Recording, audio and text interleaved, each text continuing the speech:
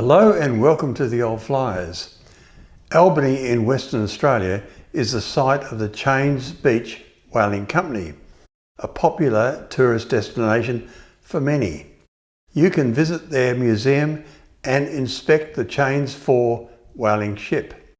Over the 26 years that the company operated, about 16,100 whales were harpooned, 14,600 sperm whales and 1,500 humpback whales. Whaling was one of the first industries in Western Australia following the 1829 arrival of British settlers. The annual migration of whales from Antarctic waters for them to breed in northwest waters lured whalers from as far away as America. In 1978, operations ceased here, the last Australian whaling station to do so. Whale spotter pilot John Bell recalled, "The last day of whaling I only saw one whale, a huge bull sperm whale. We hadn't quite taken our quota for the year, but this monster was over 45 feet long, so we left him in peace." End of quote. Pilot John Bell, once a whale spotter for the whaling boats, now became an advocate for whale tourism. As a whale spotter, John was involved in a number of daring rescues during his career. John joined the whaling company in 1962. In December 1989, he was interviewed about his unusual career.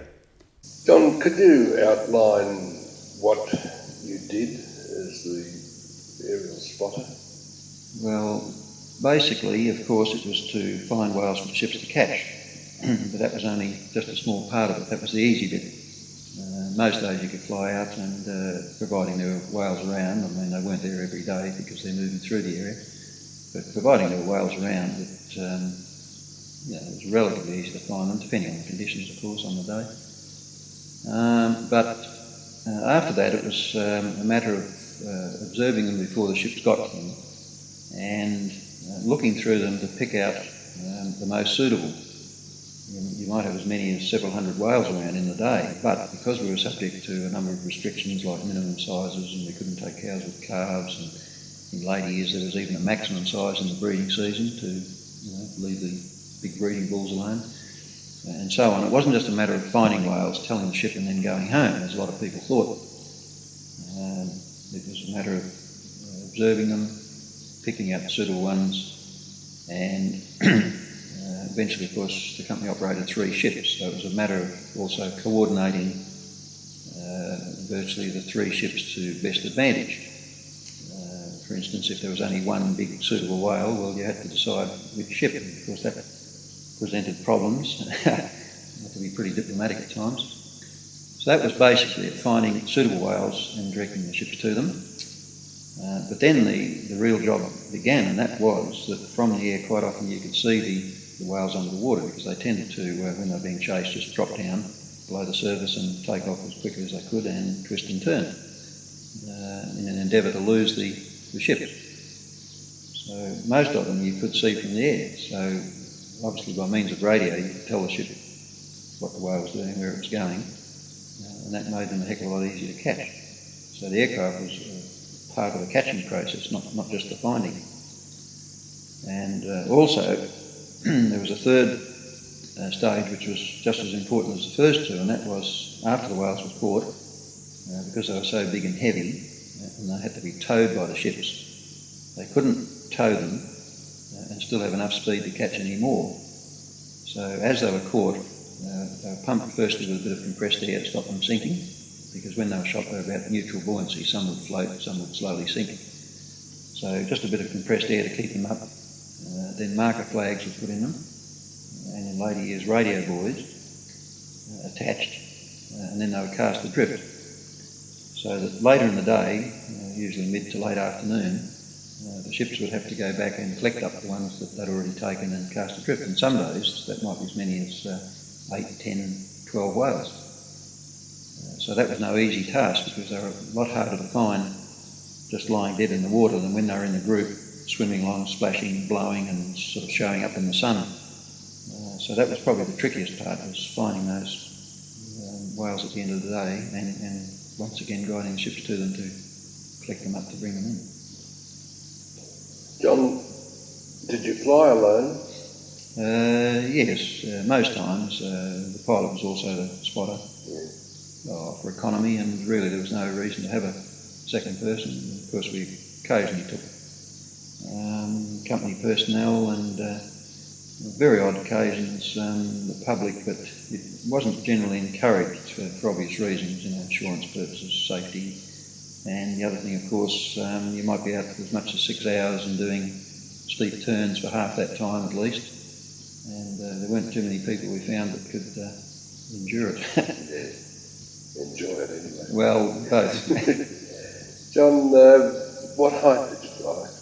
1,500 feet we settled on as the best height. You can see them obviously better lower down, but because, as I mentioned, the three ships and whales sort of scattered around all over the place, you had to keep up high enough to sort of keep a picture of what was going on, mainly the relative positions of the whales, the ships, and both to the coast. So we found 1,500 feet was the ideal height where you could see them and sort of keep track of them. What about weather conditions? Yeah, presented a problem. The season here, in later years on the sperm whales, ran from March till December, which includes, of course, all the winter months. So it was very much subject to the weather, and we managed to get out an average of 2 out of 3 days, which meant, of course, we're out there some days when the conditions were far from ideal. As far as the spotting bit, of course, our main problem was visibility in the air. Some days the sea might be flat calm and quite nice for the whaling otherwise. But if it was cloudy, which you've probably gathered is quite often the case in Albany, yes, that did present problems. What aircraft did you use? The company's very first aircraft was a Cessna 150. It's a very small two-seater aircraft, and that, Floatplane? no, that was on wheels the very first season. But after that first season, the company realised that it was totally inadequate, and they didn't have a lot of money to spare in those days, but they did decide to upgrade to a Cessna 172, which was the next size up, a four-seater, a bit more range. And as a safety factor, and sort of also at my instigation, that one came fitted with floats. Had you flown float planes before? No, I was quite interested in them at that stage. Having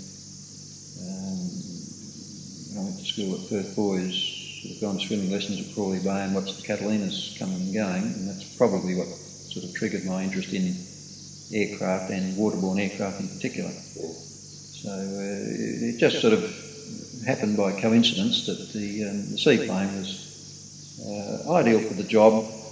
We used those seaplanes over a 5-year period, but at the end of that the company once again decided, they'd made a bit more money in the ensuing years and decided to go on to something a bit better again.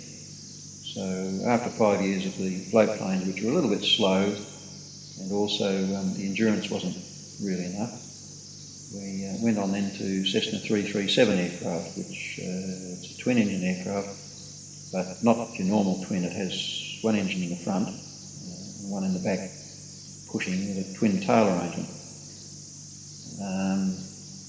The main advantage of that arrangement was they're a lot easier to handle than a normal twin, and also it was one of the few twin-engine aircraft around that also had a high wing, which of course was very important for the spotting aspect. And they were reasonably economical to operate.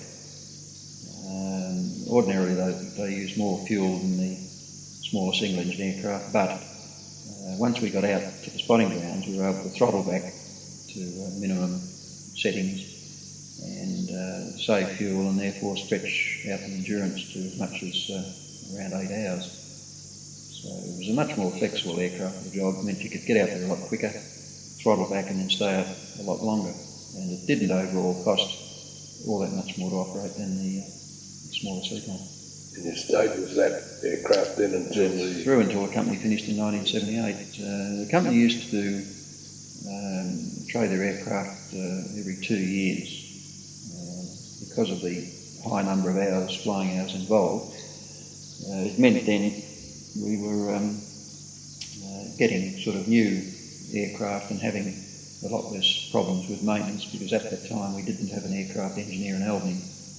All our maintenance, we either had to fly the aircraft to Perth, or in the case of seaplanes, that was another small problem. We had to get the engineers to come from Perth to Albany to do the servicing. So, were they serviced on the water? No, we had a facility at Lower Kelvin near the bridge there, which consisted of a hangar and a slipway with rower lines and a dolly. So that each evening we were able to winch the aircraft up into the hangar on the dolly by means of an electric motor. So it was undercover there, and of course that's where the servicing was done also. Yeah, that's where you landed and took off. Yes, in the river mouth at Lower Kelvin. In 1965, Ches Stubbs, the skipper of the Cheynes 3, fired a harpoon towards a whale, not realising that his foot was within the coil of rope. He lost his leg 8 inches above his ankle. Urgent medical attention was needed, yet they were 20 miles away from land. John Bell took a risk in landing his Cessna 172 seaplane, Charlie Bravo Whiskey, next to the ship in rolling southern waters. The takeoff was hazardous, combining a crosswind and 8-foot swell. The Cessna lost a wingtip, and later the whole wing needed to be replaced. Yeah, one of our skippers, when he fired the gun, sort of stepped and didn't look down to where he was putting his feet, and stepped into a bite or a loop in the rope as he pulled the trigger, and twang off went his leg, which meant, of course, he was needing some pretty rapid, serious medical attention. And I remember that day he was chasing a whale and I was just hanging on. It was just about time for me to head in. It was towards midday, and fuel was getting down. And as he pulled the trigger, I actually turned for home. And it was sort of as I was flying away from the ship, I called up and said, "Hey, the skipper's lost his leg, any chance of a lift?" So, of course, already heading home, left me with very little option but to sort of turn back and very quickly decide whether we could do this or not. It wasn't all that rough that day, as I recollect, but there was a pretty big swell running. And of course, that can present just as many problems as a rough sea. So I made a quick decision that I would land and then have another look at the situation once I was on the water, because of course it always looks a lot calmer from up there than when you're sitting on it. So I did that and I landed, and then still decided it was going to be touch and go. However, when it got to that stage, virtually I was more or less committed, so I carried a rubber dinghy in the back of the aircraft for emergency purposes, and we put that over the side and then sort of moved out of the way. And the ship came in and deposited the skipper in the rubber dinghy, and one of the crewmen as well to paddle him across the aircraft. So next thing they both climbed into the aircraft, and I thought, well, this is going to be interesting, because although it did a good job with one person in it, it was a fairly small aircraft, not a big engine, and sort of lack of power meant, with a lot of weight, problems getting off even on the smooth water. But anyway, once again I thought, well, we'll have a go, which we did with the other two guys on as well as myself. But sort of quickly realised we had a bit too much of a problem, too much weight. So I had to go back and drop the other guy. And while this was going on, I remember reading somewhere, being a bit of a fanatic on seaplane operations, a technique that was used during the war in the open sea, in conjunction with ships. If you got them to do a high-speed run and then a quick turn at the end of it, it had the effect of flattening out the sea for a certain area. And course, I had observed this on the spotting from the air, seeing the whale chasers running around and doing tight turns, this actually happening. So we then made use of that, which I found worked quite well. And I was able to get airborne on the second attempt. It was only then looking down I saw a bit of colour in the water, and I thought, that's strange, that's the same colour as some of the parts of this aeroplane. Still wasn't sure what I was looking at. When we got home I found out we'd left a wingtip behind. As we'd fallen off one of the swells on the first attempt to take off, apparently, the aircraft slewed round into the wind and at the same time sort of heeled over, and the wingtip smacked the water and just wiped the fiberglass tip away. They hadn't noticed it in the air? No, just no effect on the flying. And also when we got back and sort of had a good look at the aircraft, found that the whole wing was severely wrinkled to the point where it had to be renewed. So all very interesting, but if the same situation came up again, I'd probably not jump in. But in those days I was younger, keener, and one of those things. Did you take off into wind? No. In the case of a swell, generally the wind is at right angles, which is a bit of a pity. And although ordinarily aircraft always take off into wind, if this means taking off across the swells, that is just not on, because unless you get airborne in the distance of one swell or less, it ends up where you're hitting the tops of these swells so hard, and I can assure you that water at speed is just like hitting concrete. And I also remember reading during the war where a lot of pilots had tried this technique, and even the big flying boats like Catalinas and so forth, they'd done severe damage to them. So this was the main problem you had getting off, the fact that you're doing an out of wind takeoff. And when the wind's at right angles, it means, this is getting a bit technical, but as you're travelling along the swell, you end up with a slight downwind component, which all boils down to the fact that it makes it very, very awkward to get the thing airborne, unless you have unlimited power, which I didn't. Did you tend to vary a float? No. It heeled over a little bit, and of course that has the effect of slowing it down again. You can counteract that with ailerons.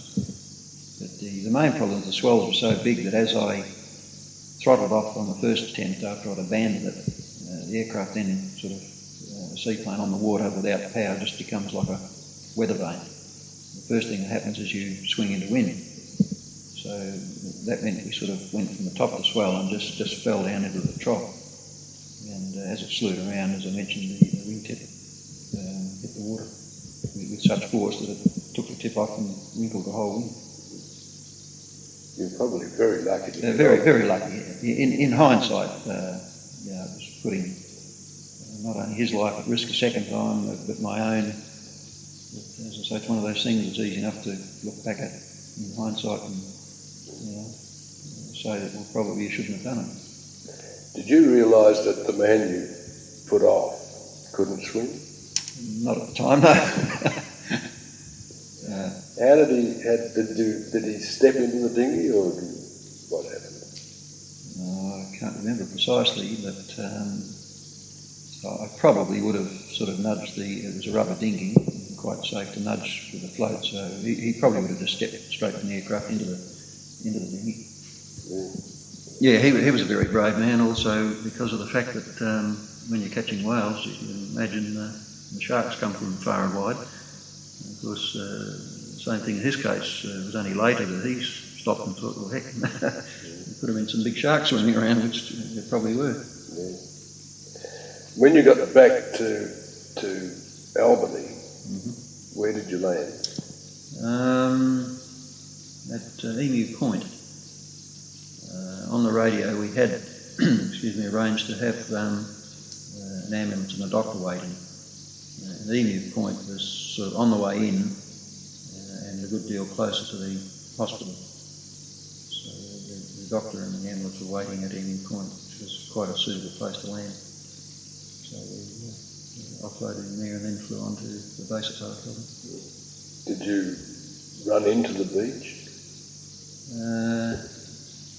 Yes, that springs to mind too. We nearly lost the aircraft. Ran into the beach, and of course our main concern was to get the skipper out and onto the beach and into the ambulance. And the next thing I looked around, and meanwhile the aircraft was about to float away. So I had to dash back and leap on board. All sort of a bit disorganised at the time, but we made it. Just managed to leap off as the aircraft sort of took off from the beach. Ches spent 2 months in hospital before returning to whaling, now sporting a peg leg. John's second involvement in a rescue was in 1978. Tourist Stephen Matthews and 2 mates were at Albany's Gap and Natural Bridge. Stephen left the viewing area at the bridge for a dramatic camera angle and was swept into the sea by a rogue wave which sucked him across the rocks. His 2 mates raced for help, meeting a park ranger who called police. It was now 5:45 p.m. and light was fading fast. As luck would have it, along came a car driven by the wife of Cheynes Beach radio operator Gordon Cruikshank. A message was relayed to the whaler Cheynes 2. Skipper Paddy Hart said they were in the right place at the right time. John Bell was soon on scene. It is hard to see a man floating in stormy water. In the whaler, Paddy ordered the engines and radio off in order to listen better. High up in the crow's nest, Colin Westerberg heard a call for help and spotted the man in the water. The spotlight was turned to that direction. Bleeding from his cuts, but feeling no pain, weak and just keeping afloat, Stephen Matthews had not thought once about the white pointer sharks the Cheynes 2 crewmen were later to tell him about. He'd been in the water nearly 2 hours when the chaser loomed close enough for him to yell out, "Help!" Mate Keith Richardson stripped off, grabbed the lifeline and went over the side. At 7:15, good luck, keen eyes, bravery and split-second timing plucked Mr. Matthews from a cold death only minutes away. The Gap and the Natural Bridge have had 6 deaths and at least 5 serious incidents since 1973. Leaving the safe public viewing areas for a better selfie is never a good idea. Sadly, John Bell, aged 61, and 3 Australian police and customs officers died in 1996 when John's Cessna 377 stalled at many peaks whilst they were investigating unknown material washed up on the beach. Thank you for watching. Liking and subscribing is much appreciated.